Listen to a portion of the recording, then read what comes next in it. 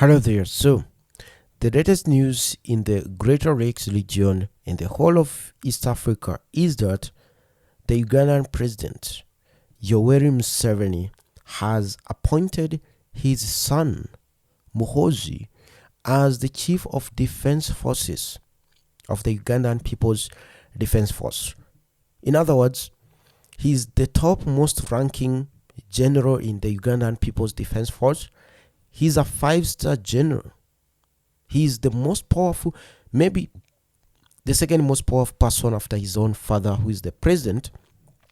And he is also planning to go for a 7th term as the president of Uganda. And a lot of people have said now that is a clear indication that Uganda has become a monarch. It's a monarch. Chances are, and his son has said it, has shown indication that he wants to be the heir of the Ugandan power. He wants to take over after his father and become the president of Uganda. And he's the one who has been responsible for the disappearing, abduction, torture of opposition figures, particularly the young people who support the opposition leader Bobi Wine, also known as Robert Chagulanyi. So this is the man who has been doing all that. Any person seen wearing opposition party t-shirts and those regalia, they abduct them and they take them to military barracks where they are tortured for months. Most of them die and they are buried, never to be seen again. Those who are not dead, they are taken to courts with broken limbs. Women claim that they've been gang raped for months in those military prisons by the orders of this young man, this man here. And today now he's the most powerful man in Uganda after his father. And chances are he's going to take over after his father, whether through a coup d'etat or through the ballot. It's one way or the other. And why am I telling you all this? Why am I telling you this, sir? Because lately my channel has been called a pro-Congo channel. All I talk about is Congo this, Congo that. Because this is basically everything I've been saying, that there's an agenda that is happening. And before I tell you that agenda, let me show you some of the things the new chief of defense or chief of staff of the Ugandan People's Defense Force has been tweeting. So as you can see, this is the same man who tweeted not long ago, that is in the year 2022 November, and this is about 4 or 5 months after M23 had started attacking positions in Congo. And this is what he said. He says, as for the M23, I think it is very, very dangerous for anybody to fight those brothers. Highlight the word brothers of ours. They are not terrorists. They are fighting for the rights of the Tutsi in Congo. So that is what he said. And as you can see, the tweet reply, he got a lot of support from other people, similar-minded people, the Tutsis. And they have an agenda that the Tutsi, who are minority, and I have told you, the whole of North Kivu and South Kivu combined do not have close to 400,000 Tutsis, when the same territory has more than 12 million people. Even if we were to be, let's be fair. Let's say the Tutsis make up 500,000, which I doubt they do. But let's say they are 500,000 people. What happens to the other 11 point something people? 11 million people. Don't they have a voice in North Kivu, in North and South Kivu? Why does the Tutsis in that territory, who make less than 1%, want to have a bigger say and a bigger voice in that territory where they are totally a minority. A territory with close to 15 million people. The Tutsis, who are less than 1 million people, they want to have a bigger say. They want to rule. In one of the demands of the M23 group in 2022, when they started attacking, was that one, all their troops have to be reintegrated back into the Congo army, the FRDC. Two, that the whole of North Kivu, the electoral positions, the member of parliament in Congo, they call them the député. I think it's a member of parliament, député. The senators, I think they still call them député there. I don't speak French. The governor, the mayor of the city of Goma.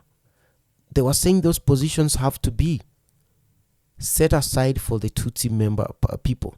So in other words, they were saying the governor of North Kivu has to be from the Tutsi community. The other 13 million people have to basically vote for other people, but not for the governor. The governor has to be a Tutsi. That was one of the demands. The other demand was the mayor of the city of Goma has to be a Tutsi. And that they want an autonomous territory in Masisi. Masisi is a territory that is rich in fertile land, minerals, and beautiful landscape and grass for cattle keeping. But they want that territory to be, they were saying in the demand letter, that it has to be only for the Tutsi. So they are calling for other communities, like the Hutu people, the Bahunde people, all those ones, to be moved out from the ancestral land so that the Tutsis can have their own autonomous territory that doesn't have impurities from other tribes. Of course, that is absurd. And those are the demands of the M23. If you think I'm lying, go to the internet and type the demands of the M23 to stop attacking. Those are the demands. And this man here, who is now as I said, the heir to the Ugandan political seat of presidency, he actually supports them. And he believes what they are doing is right. Though I've seen some of his tweets, he's very unstable in his head. But whatever he says, that's what they all believe. Even his own mother, his own father, his uncle, Paul Kagame, as he calls him, they believe that. Definitely they are very unstable somewhere upstairs there in the head. But they believe it. The point is, whether they are unstable, whether they know what they are talking about, whether they mean it, is that they actually mean it. And that's where you have to know that I make these videos so that you understand. I know a lot of people who watch some of these videos, a lot of you, like you now, either you are a Bantu or you are related to the Bantus in some way. And these people have a plan to totally remove the Bantus from this region so that they can rule it. Now, who are these people? A lot of people say the Tutsis are Bantus. They are not. They also don't believe that they are Bantus. Ask any Tutsi, they will definitely tell you they are not. What do? They speak a Bantu language. And a lot of Nilots in East Africa, they speak Bantu language. Like Swahili. Kiswahili is a Bantu language. Most people in East Africa, they speak it. The Somali people speak Swahili in Kenya. The Luos, who are Nilots, they speak Swahili. The Kalenjins, who are Nilots in Kenya, they speak Swahili. Now, does that make them Bantus? No. They just speak a Bantu language, which is Swahili. So the Tutsis speak a Bantu language called the Kihutu language. In Rwanda, they call it Kinyarwanda. In Burundi, they call it Kirundi, but it's just Kihutu. And I told you, both of them, if you go to Burundi and a Burundi goes to Rwanda, they don't have to learn the language there. They understand and can speak everything in Rwanda and vice versa, because it's the same language. with a little bit of dialect, very slight dialect. For example, in Rwanda, they call money amafaranga, which is a corruption from the French franc, so meaning the franc. So amafaranga meaning money. But when you go to Burundi, they call it amahela, which means the money in Swahili. So those are the slight dialect variations, but they are not so much really. A Burundi will speak the Burundi language, and a Rwandan will speak Kinyarwanda, and they both understand each other 99%, actually 100%. So they are the same language, but the Tutsis adopted that language, which is a Bantu language, and now they want to tell you that they are Bantus. Sometimes they even say that they are not tribes in Rwanda, which is absurd. So back to the story. So he's the chief of, he's the top ranking 5-star general in Ugandan army, and he's part of the agenda. And I'm going to tell you this agenda so that I end this video before making it long. It's called the Hima Empire. It's an agenda by the group of people who are Nilotic, who left what they call South Ethiopia. So they left this territory in South Ethiopia.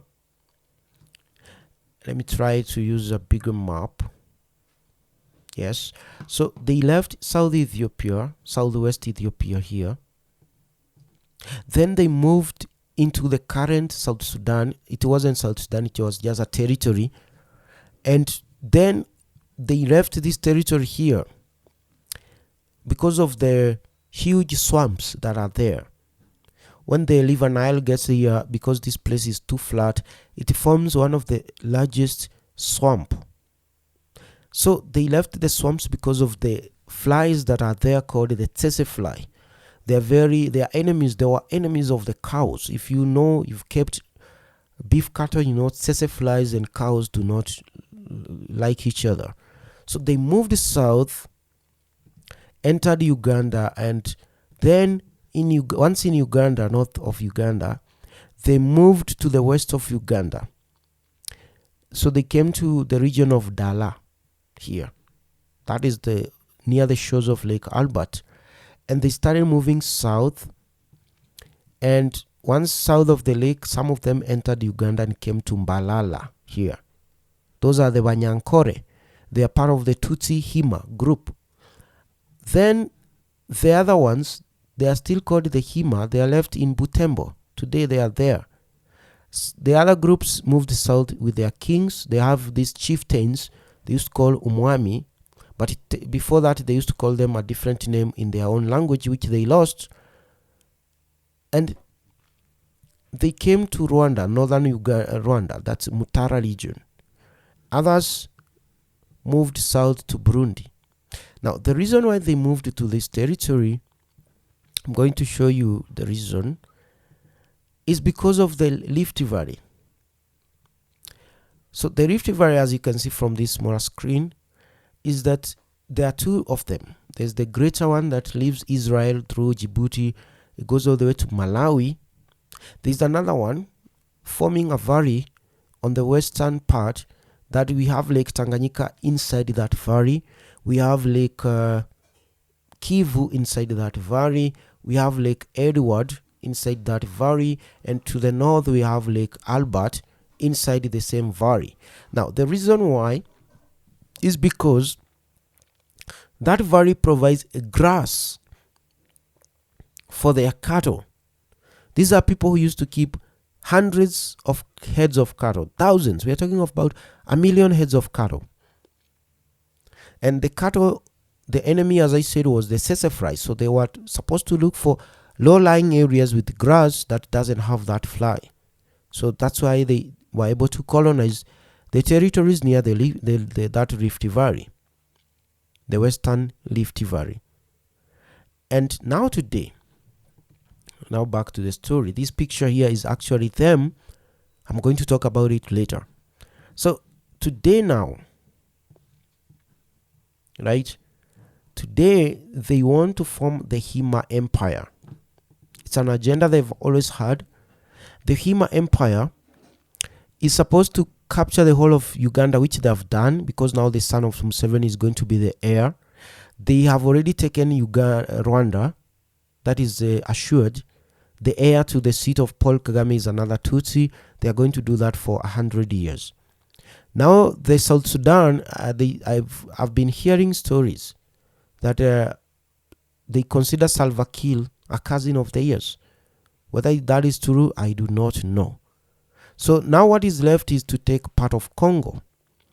So they've identified North Kivu, they've identified the South Kivu, and they want to capture every territory that has that grazing grass near, as you can see, this is the Rift Valley, near that lake, right? So now that's when you see them here. Now they are trying to capture, you have to understand what I'm saying because I want to end this video. They have already captured part of the agenda, and they want to capture now North Kivu. That's what they are doing. They want to capture South Kivu all the way to Bukavu.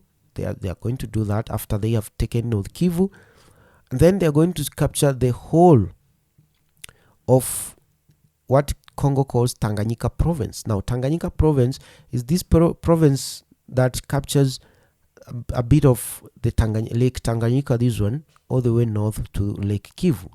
There we have regions like Mwenga, and Mwenga is deep inside the Bembe and the Bantu territory. But these people, as you can see from this photo here, they've moved some few Tutsi there, and then they've come up with the fake graves. So they've brought these old bones and old looking stones. Then they created fake graves, and now they are trying to show the government in Congo that actually those graves belong to our people, and these people are buried 1,000 years ago. And bro, let me tell you something. 1,000 years ago, a lot of African communities were not burying their people, and particularly nomadic community. These people are from the nomadic community. They never buried their people. But they want to tell us that they used to have graves 1,000 years ago, before Christianity came to tell us that we need to bury people and put a cross on their graves. These people want to tell us that they were doing it. You see their lie? The lie that doesn't even make sense. So they've tried to steal Mwega. And that's why, and Minembwe. You know Minembwe? There was a fighting in Minembwe. Was it last year? So they've tried to try to claim certain territories as the ancestral land, and they are trying to claim that they also used to live there. That is a silent agenda of these people. So you can see where Minembwe is, and you can see it's very deep south from even Burundi. So they want this territory, and this photo here is actually, these are the guys that are in Minembwe trying to kill the local communities there, and they are claiming that that is their territory. So it's part of what is going on as part of the Hima Empire. As you can see from one of their map here, the green part that is left, which is not yellow or orange, is the next agenda. After they've captured this orange territory, they want to capture the green part. They also want to capture northern Kenya. As you can see, they intend to take part of Tanzania and Burundi. Burundi is part of their next agenda. So Tanzania knows. That's why they've sent troops to Congo to try to defend Congo. Burundi knows. They know that these people are interested in overthrowing their governments and taking part of their territory. And now Congo definitely has seen the results of that. So this is not a war because of Congo being attacked. This is not a war of imaginary propagandists called African Insider. This is a real war that is happening. Millions of people have died because of this agenda by these people. They have an agenda called the Hima Empire, where this, which is a hidden ploy, political ploy by a Nilotic ethnic group to maintain hegemony over other ethnic groups in the region. So when I'm telling you these things, you better listen, because I know what I'm talking about. And if I keep quiet like most of you, then once they are finished with Congo, we are going to see people in western Tanzania dying too. And we are going to see a lot of fighting in eastern Tanzania. They're going to come up with a fake propaganda there. And the same thing will happen there, and Tanzania will be the victim, and so on and so on.